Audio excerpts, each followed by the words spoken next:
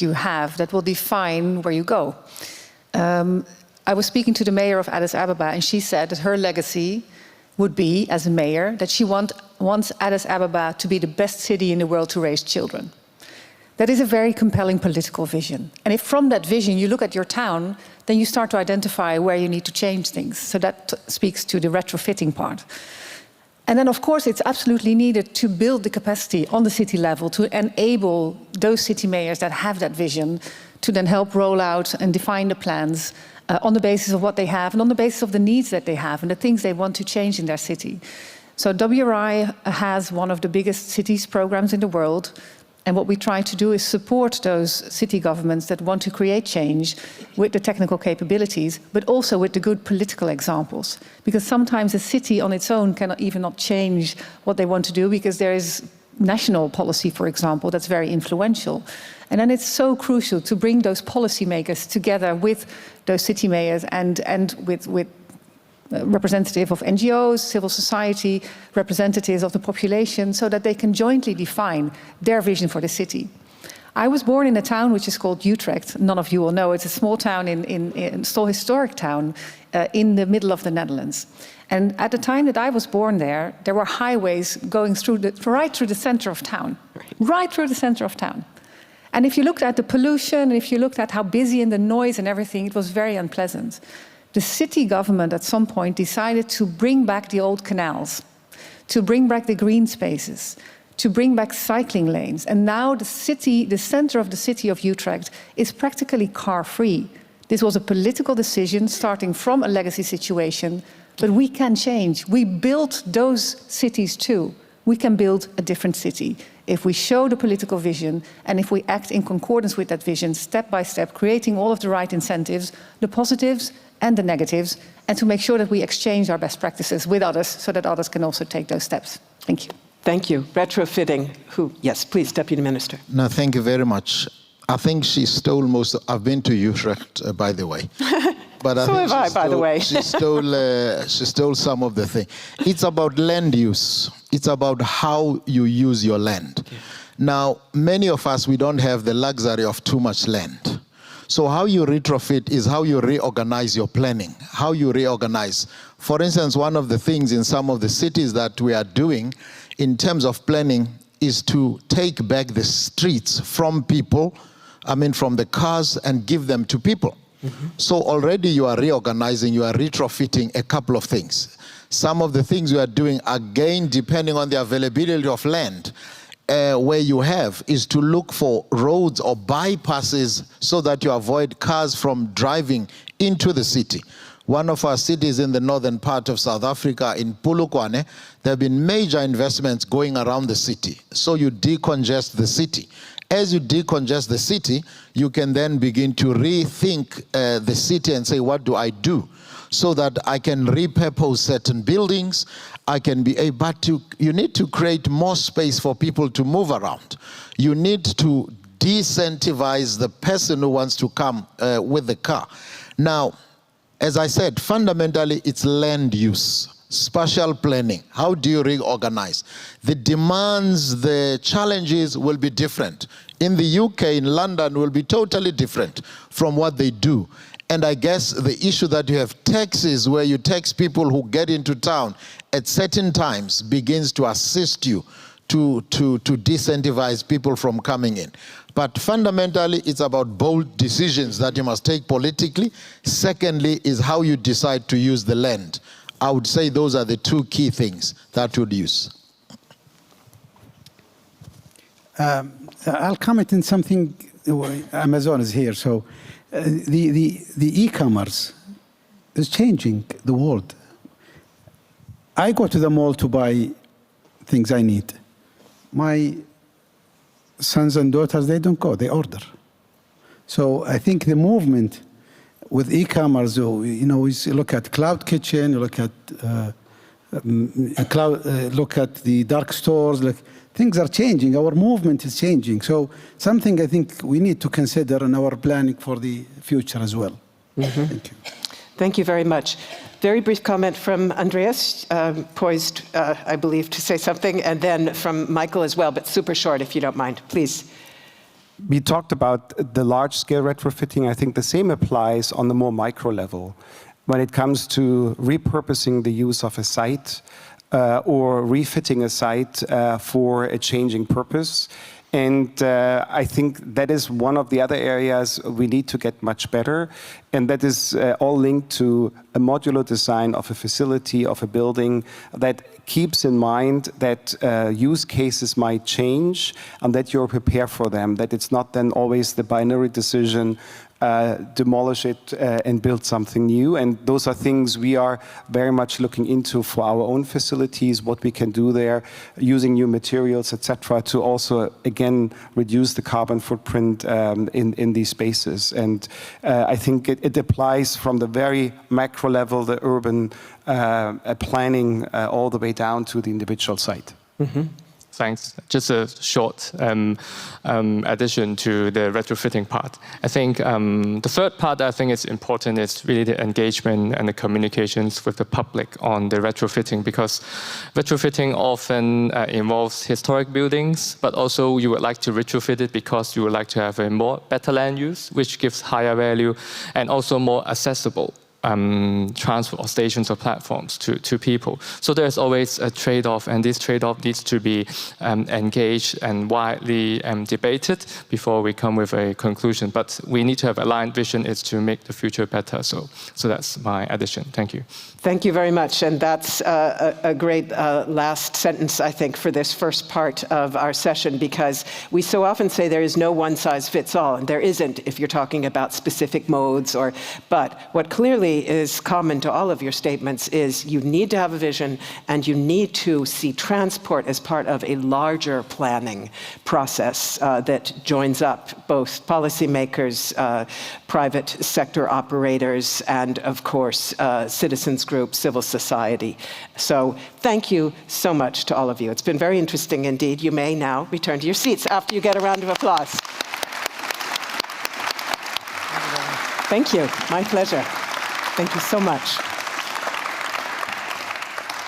So we move straight now into our policymakers trilogue, and we've invited, as I said, leaders representing local, regional, and national perspectives to talk about policy responses to some of the challenges that impede prioritization of transport as a driver of sustainable growth. So it's now my pleasure to ask them to the stage, beginning with Minister Juan Carlos Muñoz, who is Minister of Transport and Telecommunications for Chile, and it was formerly a tenured professor with very extensive experience in transport generally and especially in sustainable mobility. So please, I think it was that one, exactly.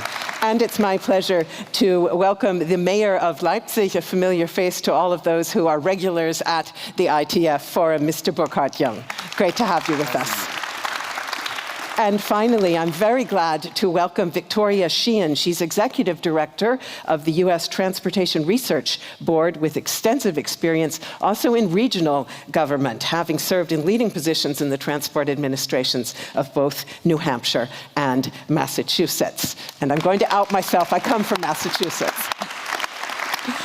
So I'd like to start where we just stopped and ask very briefly about your visions, because of course all three of you are working in this space and committed to fostering transport systems that deliver on the kind of visions we've been hearing about, transport that supports not only local and regional growth, but also social equity, access, better health, quality of life, and you're very well acquainted with some of the obstacles that make that difficult to do. So, Mayor Jung, get us started, please. A brief statement on your vision for Leipzig. Thank you very much. Well, Stintje made a wonderful pass. That's the vision, to give people back what they missed. You see, almost everywhere, and especially in Germany, not in Saudi Arabia, in Germany, we have built the car-oriented city. And people have become accustomed to the fact that the beat of the city, the feeling of the city, the image of the city is the beat of the cars. Mm-hmm. And this cannot be the future. So, Stintje, you are totally right. You see, the most time of our lives we are pedestrians. And the most time of our lives we are walking around the city. And I think we have to change that. We have to give people back the space between the houses, some space in front of the houses. And we have to change the meaning of the cars in the streets, because streets are for people, for bikes, for cars too, but it's only one part. So we have to change the mobility system. So we have clear goals in my city. We want to have 70% of all ways without cars in 2030. 70%. I hope we will be successful on this way. It's an ambitious goal because we are used to go by car. We are Germans, you see, and we have great manufacturers of the car industry. You see, in my city, Porsche and BMW are the main important factories, and in spite of, we have to do that. So for health, for better emission situation, and for the quality of life in our city. That's my vision. Thank you very much. And I want, if you wish to speak to vision, then please do so. But I also want to switch us a little bit to talking about how we address some of the challenges that are out there.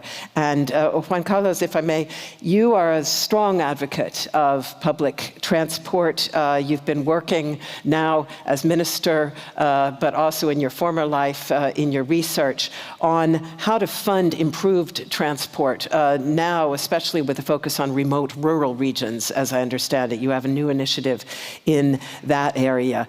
For hard-pressed transport agencies that are seeking to expand or modernize PT, whether it's rural or urban, what advice would you offer them? How can they leverage the kind of funding that they need?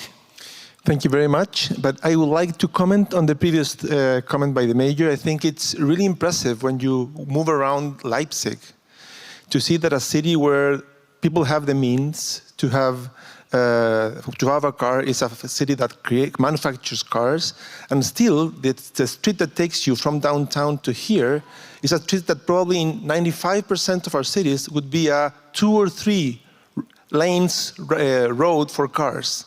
And instead here is just one. And you have bike paths, and you have a tram, and you have great sidewalks. It's a design choice. And I really like what Lisa, Minister for South Africa, was saying. It's also about land use. We are now in the center of activities, this center that is not in downtown, but in the periphery, and therefore your public transport system can be used both ways. And it's very effective. So I think here there's a matter of vision, policy, and choice. Now going to the rural. In Chile, we have a very extensive country. It's very, very long. And we have areas where there's very low density. And the challenge is, how do you provide mobility for them? We are a very urban country. 90% of our people live in cities. But still, we have areas where you need to provide services, because otherwise, a lot of people will not have a way of getting out or move from their communities, access to services, and sometimes it's a matter also of resources. So what we're doing is, of course, providing subsidies for services that are needed in those areas. Many of them are buses, but sometimes we are talking about ships in lakes, rivers, and in the sea to connect our islands. We have like over 1,500 of those services. Many of them are also for students that otherwise wouldn't be able to reach their schools. I think that the role of the government here is to provide those services, especially when the private sector cannot provide them, so nobody's left behind. And here it's very important that we get a very active action, proactive action, so that all these services are needed and are there for people to move around. Thank you. And can I also, just switching from the rural now back to the urban, just ask you very briefly about Santiago and what I understand quite an effective reform of bus concessions that has allowed massive investment in electric vehicles, because electric, of course, is a big topic, especially this year here at the forum. For sure. We have an integrated public transport system combining 147 kilometers of metro. I was very surprised that Saudi Arabia will build 160 at once. It took us like 60 years to get to this point. Yeah, but it's a different path. And we have this. I said there's no one size fits all. Yeah, integrated with 6,500 buses and the trains. It's really providing a better service. It has received the best grade out of the users in its history. And more recently, we have renewed our buses. Now, 2 out of 3 of our buses are what we would call modern in terms of being either Euro 6 or electric. 1,900 of them are electric, which puts us with a city with more electric buses in the world outside from China. And we're very proud of this, and we want to move forward so that every new bus that arrives to the city will be electric. And this is a challenge we also have for the rest of the cities of the country. But it's important, I think, to raise the view only from electromobility. When we're talking about decarbonizing, it's also about how the cities are organized. And there are many ways of reducing the carbon. Maybe you can get people to do less trips. Maybe you can get people to travel less distances. Maybe and notice that if the trips are shorter, it's more likely that people will walk and people will take their bikes. So it's important, I think, yes, electromobility is great and we're moving ahead as fast as we can. But I don't think it should be taken as a medicine that will solve all of your problems, because most of your problems will be solved somewhere else. Mm-hmm. Thank you very much. And let me go over to Victoria, perhaps also with an initial question about financial constraints, because I know that you are very well acquainted with them. Infrastructure in New Hampshire and also, I think, in Massachusetts, at least judging from what I see in Boston, has long endured suboptimal investment. What financing mechanisms do you think can make it easier for state authorities to mobilize adequate funding for resilient and sustainable transport that includes not only infrastructure but public transit operation? Well, I've really been encouraged by the conversation this morning. The reason it is so costly to maintain our existing infrastructure today is because of some of the unintended consequences of the prior land use decisions that were made. In an effort to provide economic opportunity, and as a result of a lack of integration between land use planning and transportation planning, cities have been, over the years, reacting to development opportunities. They were hungry to provide those job opportunities to their citizens, and so they were caught flat-footed at times. And so we have seen this low-density development that has then meant we've built a much larger system, so it's extremely costly to maintain it. And so as systems are aging, the questions were asked earlier, but how do we maintain the existing system while we continue to retrofit and build for the future? These are the things that are definitely front and center in the minds of those who are operating the existing system. But this need to talk to communities about what they're looking for. How do they define success? What is your vision for your community? And then integrating the transportation planning into that conversation so that we build the right facilities. And I really appreciate the comments earlier concerning the need to build things in a more modular fashion so they can be retrofitted. There is so much promise with the future technology, but there's also so much uncertainty. And so then as we start talking about how we fund all of this work, how do we make it possible, we really have to think differently about how we approach the planning and therefore can use alternative sources of revenue. The need to partner with the private sector. This can't all be about government funding. There has to be not only a focus on the near-term costs. Why did we make some of the poor land use decisions in the past? Cheap land and keeping the cost of an initial project low is what drove the choices that were made. But long-term, we've, like I said, inherited a much more costly transportation system to maintain and more costly infrastructure in general. All the utilities and the other services are more costly to maintain as well. And so it's only really through this integration between land use, and transportation planning, through bringing all the stakeholders to the table to talk about that vision for the future and how can we create that sustainable network, a system of systems, so to speak, that is going to provide the best value to the communities that we serve. Thank you very much. A very strong implicit message there about density and infill housing planning as well. Very interesting. Let me go to you again, if I may, Mayor Jung, because Leipzig's local public transport operator, the LVB, has announced that it's going to make quite a large investment, despite the fact that it's seen a passenger decline since the pandemic and also has quite strained budgets due to rising energy costs. Nonetheless, it will commit 20 million euros in additional funding this year and next. Undoubtedly a challenge. How is it being addressed? It's incredibly expensive. Yes, we want to invest 1 billion euros until 2030 to make new tram systems, to make new trams, for example, to make new system of divide spaces. First, we try to finance the public transport system with the results of the energy company. You said about to have the results of things who is very economic to submit to support cross-subsidization. The cross-subsidy. Yeah. That's one point. Second point, I think we have to talk in Germany. We have to talk about new finance system of the public traffic system. Maybe new taxes, new distribution. A third thing is, yes, we have the support of the state of Saxony. Oh, I see Martin Dulich is gone.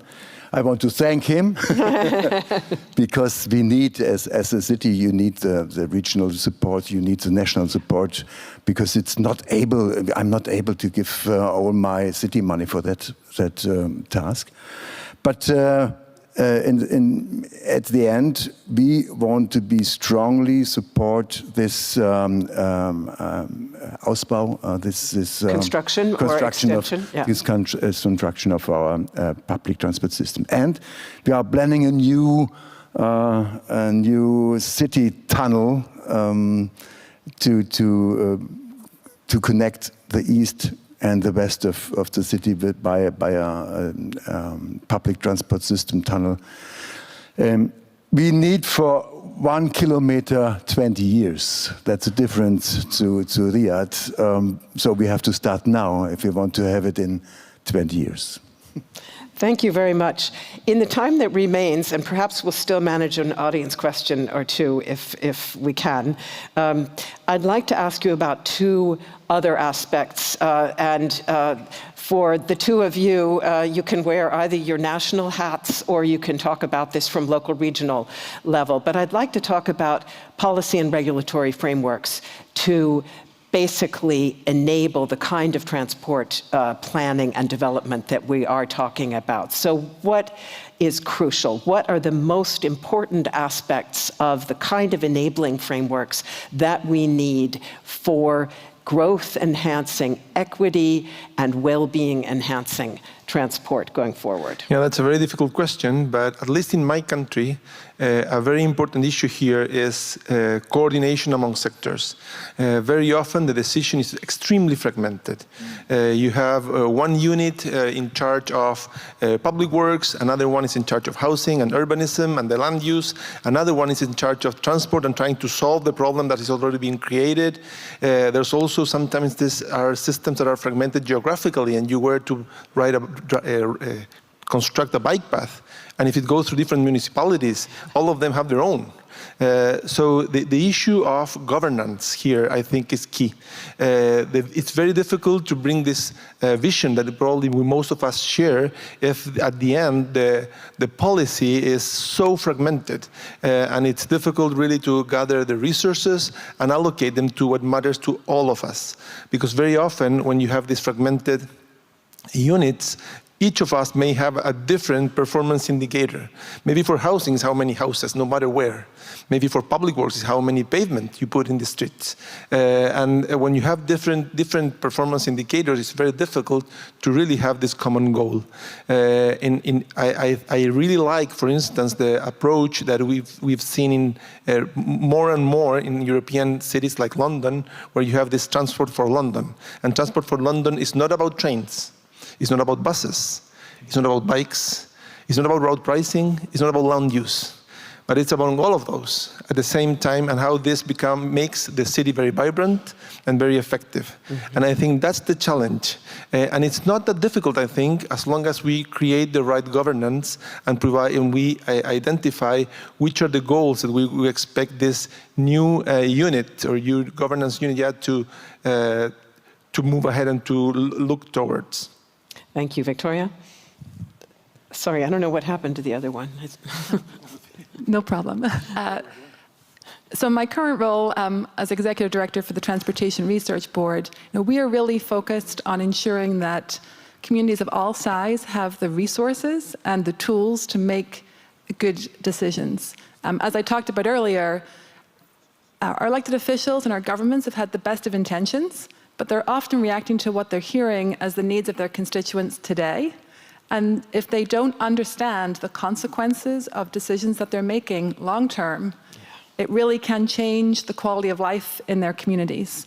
And so it's incumbent on all of us within the transportation community to apply these lessons learned over time and make sure that we are presenting data and information in different ways so that our elected officials can make the most informed decisions. If they want to build a system that might be slightly more costly to maintain, that is fine, as long as they went into that with their eyes wide open and they're thinking about long-term and sustainable sources of funding.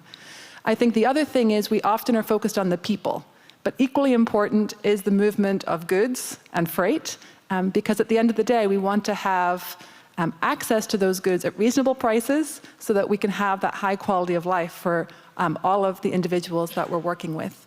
And so encouraging our elected officials to really be thinking about a sustainable economy, the movement of people, the movement of goods, how we can ensure that those are complementary and not competing. And so we provide the highest level of service possible. These are important things that, if you just don't have that experience, you're not going to make the right decision for your region or for your community. And so that is a lot of the work that we're doing, is to ensure that there's tools, there's frameworks, there's guidance that can be provided to individuals at the lowest level. We want to listen to communities. They have to provide that vision, but we also need to make sure that we give them the tools to be successful. And let me just briefly ask you, as Transportation Research Board, about the role of data, because that long-term planning, and you said, we need to know about impacts, we need to know about long-term consequences. That is also the essence of sustainability, really, intergenerational equity. The role of data and information, is that giving policymakers a better ability to take those kind of systemic, holistic, long-term perspectives into their policymaking? Definitely, but it's not just the policymakers. The data that we're able to present can motivate private sector partners to come to the table as well. To really have an efficient network and system, we need that collaboration across industry. You think about the movement of freight and all of the different players to get an item from point A to point B. And so, sometimes it's challenging. The special sauce, their particular formula for how they run their business is not something they want to share with others. But there is data that we could be providing across the network to ensure that we run the most efficient system possible. And so it's not just about the policymakers, it's about using the data to really encourage that spirit of collaboration, because at the end of the day, we all want to provide the best transportation solutions, the most efficient systems that we can. because that's what really changes quality of life. Thank you very much. Let me see if I can fit in one or two questions from the audience. Who would like, so I have one here in the second row. Dear microphone, yes, thank you. Thank you very much. Henrik Gudmundsen, Concito, Denmark. It's so fantastic that you are bringing the three levels together in the same room, in the same discussion. It's not always happening that you see the levels of government talking with each other. Maybe it's because it's from different countries, because in my country, they're not always, talking together. And my question is, what will it take for national governments to actually give cities more leverage to make these changes? For example, we see initiatives like sustainable urban mobility plans as a mechanism in many countries. We see cities want to introduce zero-emission zones. We want them to see introduce parking charges, but sometimes central government are too hesitant to let cities actually use these new measures. So would it be a model that if the city promises to deliver a sustainable urban mobility plan, they will get more leverage? They can keep some of that funding, and they can maybe introduce some of their own mechanisms without asking the government and waiting for 5-10 years for an answer. Thank you very much. I'm going to let all three speak briefly to that, and that will probably take us to the end of our time. But let me start here with Minister Munoz. Well, this goes very correlated with what we're doing as a government in Chile. Our president said we are a very centralized country in terms of government. 40% of our population live in the capital city, and all of the power happens there. All the decisions are made there. And our president said, I would like to leave power with less power than I got it when I assumed. What this has to do is we should rely more on our region. We should decentralize part of the decision we make. And we are now in the process in which all the units are expected to distribute some of our responsibilities to regional governance. Wow. Now, one thing is to say it, another one is to do it. And in the transports, I think that we as a transport ministry, we are in a very good position because many of the centralized decisions or responsibilities we have are much better taken if they were to be taken locally. Mm-hmm. Like, let's say, the traffic signals organization. Why should it be in Santiago? Or a very tricky one is how much do you put in the, let's say, how much funds do you allocate to urban transit service and rural services or student services? It's much better if it's a local community that has the responsibility to allocate those funds, and they will ensure that we will match the demands much better.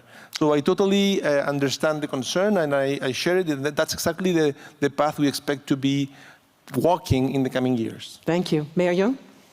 Short answer, yes. We should do that. But I think we need the cities. We need trust.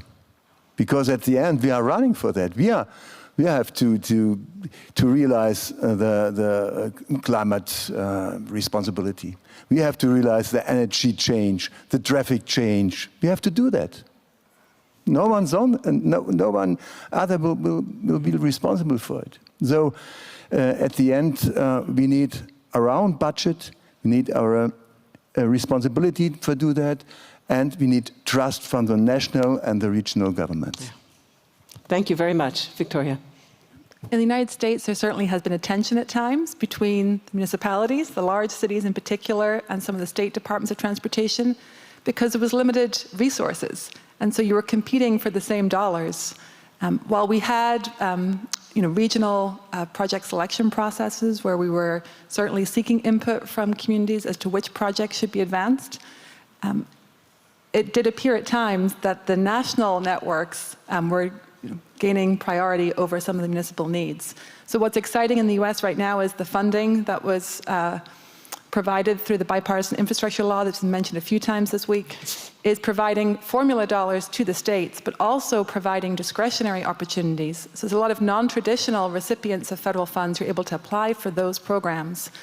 And then the state DOTs in particular are trying to work with municipalities. It's not just about giving money to these communities, but it's making sure that they, once again, are learning from those who have been advancing large-scale projects in the past to make sure that we develop plans and can deliver those projects in an expedited way to ensure they get over the finish line and we bring results quickly.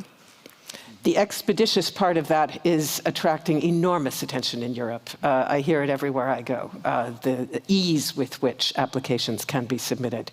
Thank you very, very much to all of you. This has been an absolutely fascinating exchange. Let's give them a very warm round of applause, please, ladies and gentlemen. Thank you. Dear ladies and gentlemen, because this is the closing plenary of the ITF, we are now going to have a very small ceremony to end our session.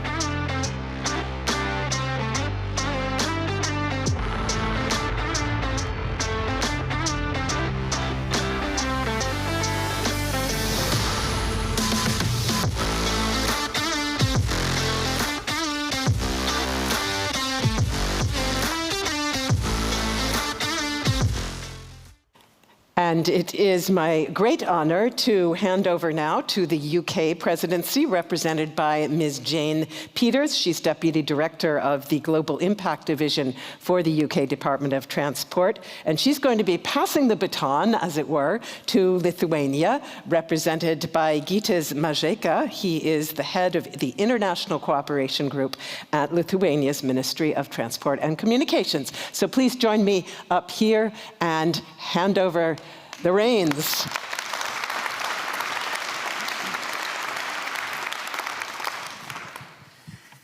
Thank you very much indeed, ladies and gentlemen. Well, 12 months ago, in this very room, I announced the start of the UK presidency of the ITF. It was a proud moment for the UK Department for Transport, and indeed a very proud moment for me personally, having worked with the organisation for a number of years. I spoke about our desire to conduct our presidency with the principles of inclusive, green, innovative, safe and resilient and connected transport in mind. I spoke about our determination to ensure the membership restrictions placed on Russia and Belarus by ITF were upheld and that support for Ukraine was continued. And I spoke about our desire to begin the process of reviewing the general rules of the organisation so that they remain fit for purpose as ITF grows and evolves. 12 months on, I think I can say that the UK presidency has delivered on these ambitions. We delivered a virtual event on transport and gender equality. We hosted delegates at one of our Future of Transport zones in the UK. We facilitated discussions on transport decarbonisation, and we led work on assessing the general rules. Yesterday, we saw Brazil and Costa Rica join ITF, and as presidency, we were delighted that this was achieved during our tenure. Over these 12 months, we have been fortunate to have enjoyed the support of two excellent vice presidencies, Lithuania and Chile, particularly on the initiative to review the general rules. The joint presidency statement on Ukraine, which was launched by our Secretary of State yesterday, demonstrates the extent to which we have worked collaboratively in our leadership roles within ITF. And we will continue to do so as the UK now hands over the presidency baton to Lithuania with thanks and a readiness to show them the support which they have given us. Thank you very much indeed.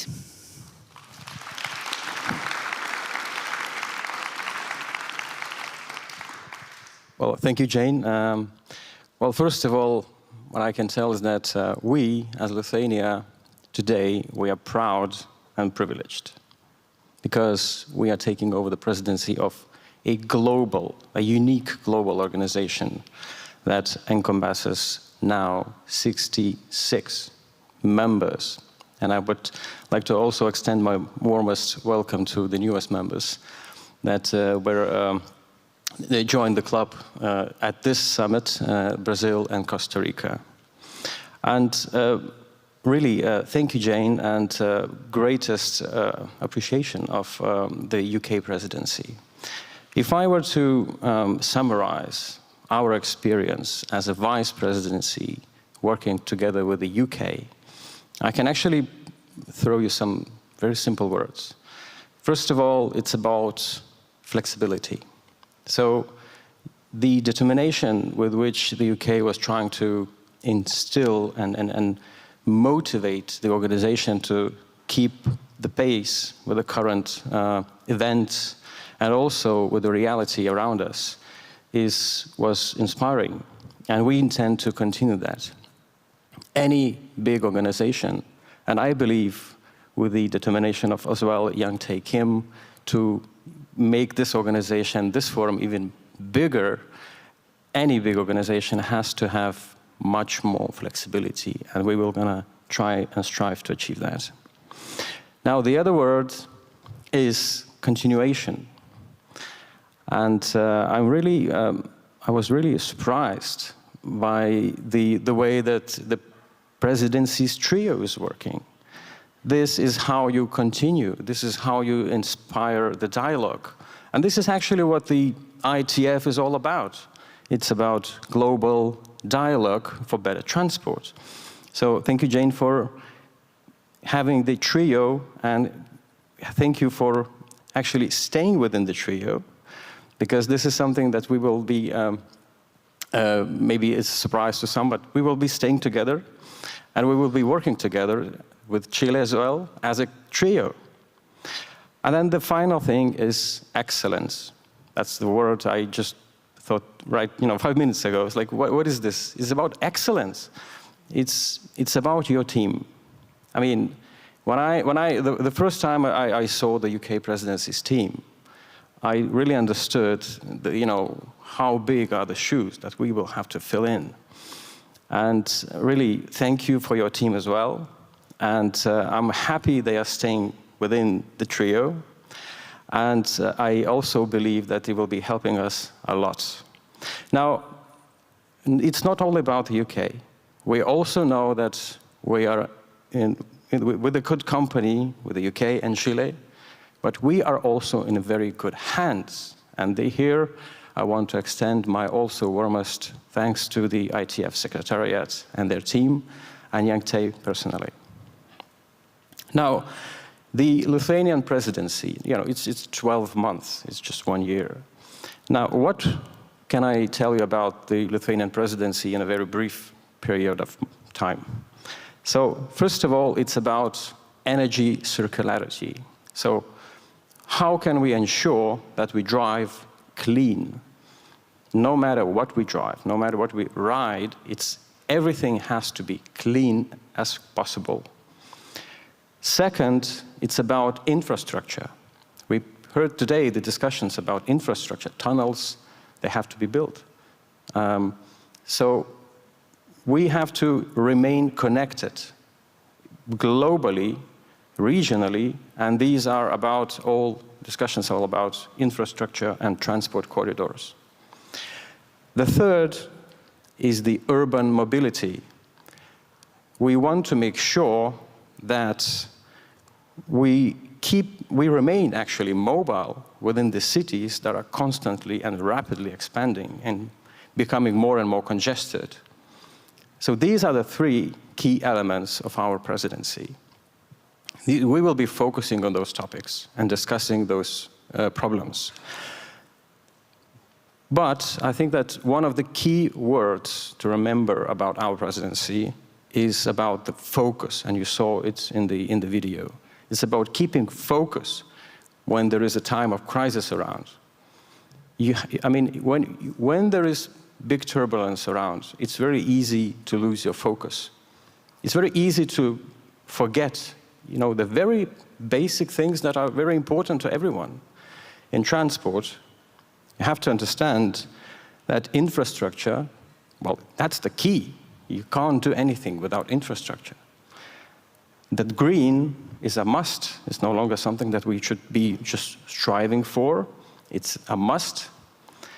And I think that the most important thing that we have to focus on is that mobility is a right for everyone. That's a right. And that right today, every day, is being undermined in Ukraine, where people are deprived from their mobility in times when bombs are dropping on their heads. So we will be trying to discuss all those things. It's not easy, but we will be trying to, and we hope together with you and your help and support, discuss all those problems. We will be hoping and counting on your support. And thank you, Jane, again, for your very excellent presidency. Thank you very much.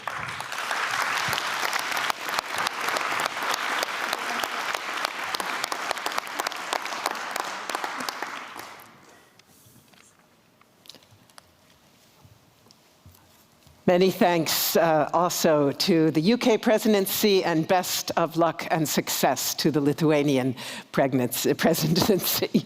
And dear ladies and gentlemen, that almost brings our session to an end. In just a moment, I want to hand over to Young Tae for closing words, but I would like to say thank you once again to all of our speakers for the excellent, excellent discussions that we had here today, and also to all of you, dear ladies and gentlemen, for your questions and for your attention and participation during this session. And may I also please thank all those who were involved in organizing not only this closing plenary, but of course the entire forum. As always, it has been so far-reaching and so intense, and many thanks to all those on the organizational, on the content, and also on the logistics and event management side. So let's give all of them a warm round of applause, please. And if you would like to see more of Mayor Young, you can do so. At 2 o'clock, there will be a bike tour. It's a long tradition. It's absolutely fantastic. And it will be leaving from City Hall on bikes that will be provided for you. So if you're looking for some active mobility this afternoon and more time with the mayor, that's your activity for the afternoon. And now, it is my great honor and pleasure to hand over to ITF Secretary General Young Tae for closing words to wrap up ITF 2023. Over to you, Young Tae.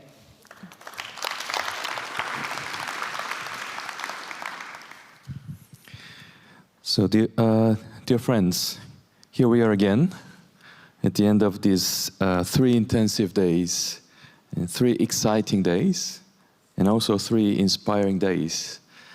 And official statistical information to begin with. So today, as of today, 1,223 registered participants, and 54 ministers and vice ministers and head of delegations, head of international organizations. So this is one of the most successful the summit. Since 2019, we had a lot of limitations and difficulty in organizing this summit, but I think we can say that we are completely returning to normal. So we can celebrate ourselves first. And I think you had a good time during the past several days, including last night's gala dinner, right? Yeah? Honestly speaking, for the first time, I participate in the post-dinner activity, informal one, and because I was so happy, but it was tough. So I lost my voice a bit, even though I didn't sing, but now I'm recovering. That is excellent. So seriously, I have difficulty summarizing these 3 days in a single image or conclusion, and not just because I'm on the move most of the time. And to me, and perhaps to you, the ITF Summit is like a kaleidoscope. My staff put a very difficult word on my script, and I checked the pronunciation with the applications. a kaleidoscope full of colorful and beautiful pieces that arrange themselves in so many ways, depending on how you hold the object. So that's it. And to me, this is the richness and diversity and inspirational side of the ITF Summit. And yesterday, the Council of Ministers of Transport voted for the accession of 2 new members, Brazil and Costa Rica, to the ITF. In fact, it was not by accident they chose to become a member of ITF. We invested, we spent together for 3 years and 4 years to prove that working closely with ITF is really worth it, really worth it. So I think that's the fruit of our collective efforts, and with all our members, we made it happen. And we are still continuing to invite more countries from the global community to bring more balanced the view and perspective to our discussions. And now ITF has 66 member countries. So when I became ITF Secretary General in 2017, I started with 59. So we are growing so fast. And because we were created in 2006, we are now 17 years old. And definitely we are growing so fast, thanks to you. And the four ministerial roundtables we held were also highlights for me. And they covered big topics: the Ukraine and climate change, and supply chain resilience, and the future of active mobility. How many fora are there where minister can sit down in an intimate setting without the pressure to make any decisions and talk through complex issues with colleagues from around the world? And I'm proud that we can offer such opportunities and that ministers make use of them. And the third important marker was the release of the ITF Transport Outlook 2023. Now, biannual flagship report has established itself and ITF as the global reference for modeling the impacts of transport policy decisions. In fact, Outlook is not so much a publication as a work stream of continuous best-in-class modeling. We draw on it for many of our projects, always in pursuit of providing governments with the best available information for important decisions. The end of the summit is always the moment to get a little bit nostalgic, and the moment to give thanks.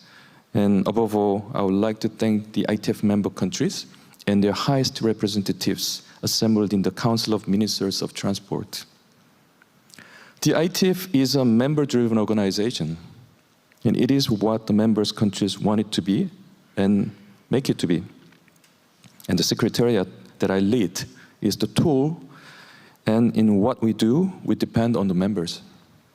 And this is why I'm so thankful that we have seen them so engaged at this year's summit, engaged in quantitative terms, in the number of ministers and vice ministers present, engaged also in the qualitative discussions here in Leipzig.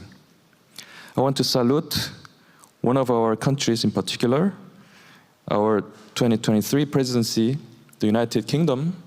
And UK has steered this organization with partnership, but also circumspection during a very difficult period. Thank you so much, United Kingdom. And thank you, Secretary of State Mark Harper. And also thank you very much to the team led by John Parkinson and Jane Peters and their colleagues. And we also welcome Lithuania as the new ITF presidency in 2023 and 2024.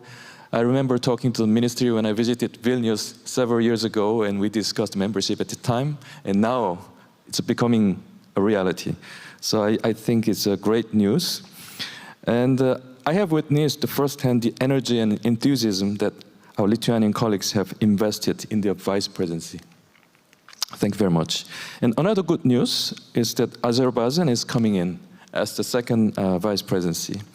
And Azerbaijan, along with Chile, will support Lithuanian presidency. Now let me say a few words about our summit sponsors. And we value them as true enablers of what we do. And Saxony, our regional partner, is an unwavering supporter. And my thanks go to the Minister Dulik for that. Minister. Okay. It was a pleasure to participate in a tour of the exhibition with a focus on Saxony this morning. And also, the Fédération Internationale de Motocyclisme has worked with us on interesting projects before. This year, FIM shifted gear and accelerated mightily, taking the pole position as our diamond sponsor. Thank you very much. And the US Grains Council has honored us by supporting the summit as platinum sponsor. And one of my ambitions is to open the ITF and the summit to more players from outside transport. The council's involvement fits perfectly. So thank you so much.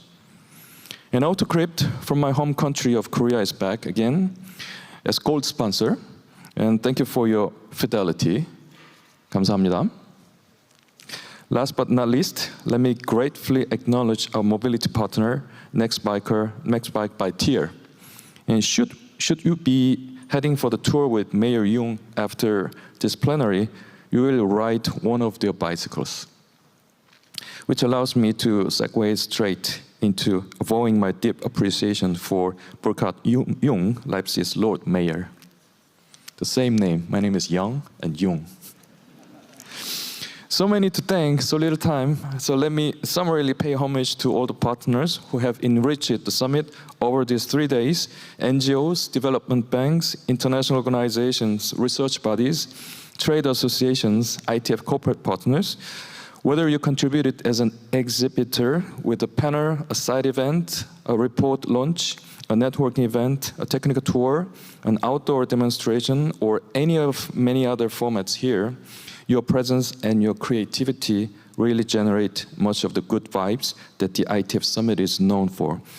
We do not want to miss your engagement for anything. And I cannot not mention the team of Congress Center Leipzig, our logistical backbone.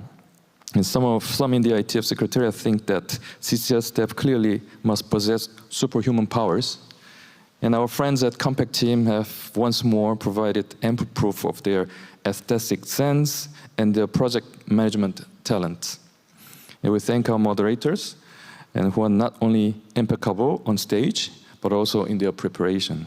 And then there's my own team, ITF Secretariat.